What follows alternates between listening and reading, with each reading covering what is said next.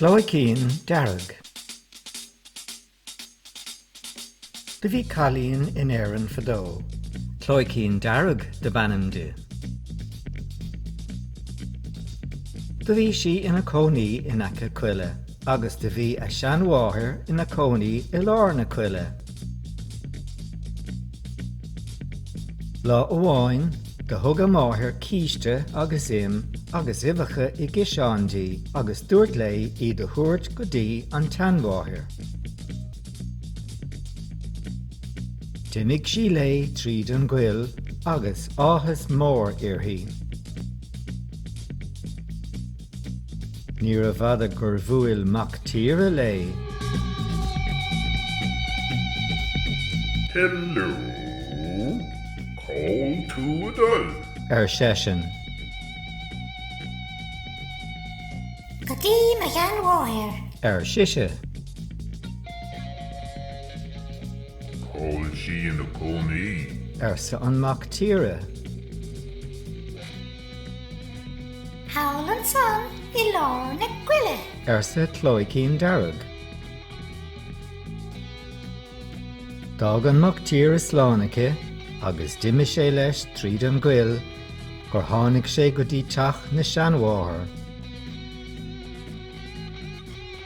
Tá bhuail sé an doras. Cé tá an son? Sa an teanmhean. Bhí sé Clóicín Dearg atá ann. Sa an mac tíre. Ording an leiste agus táiriste. Sa an teanmhean. De léim an mac tíre isteach agus dis sé an teanmhean. Chuaigh sé isteach sa Leabhar an son agus de chuir Clóicín Dearg a cheann. Tar éis tamil de tháinig Clóicín Dearg go dtí an doras do chnag sí. Táiriste. Sa an mac tíre. Cheanmháthair. Sa Clóicín Dearg. Nach fad na clúsa tart. Is fearr a bheith mar chumas tú de cloisiint leis na clúsa son na brálam. Sa an mac tíre. Agus na súile mór tart. Siise.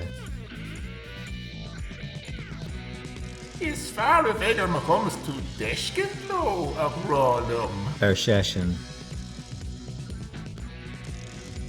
Agus an béal mór tart. Siise.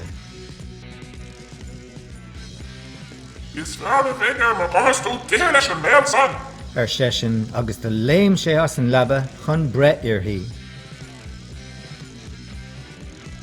Leis sin de rith muir cuil isteach agus gunna ina láimh aige. D'ordaigh sé an gunna, bhuail an mac tíre agus de bharraigh é. An son de thug sé an cailín abhaile chun amáthair agus de bhí an bháthair anna bhuíochta.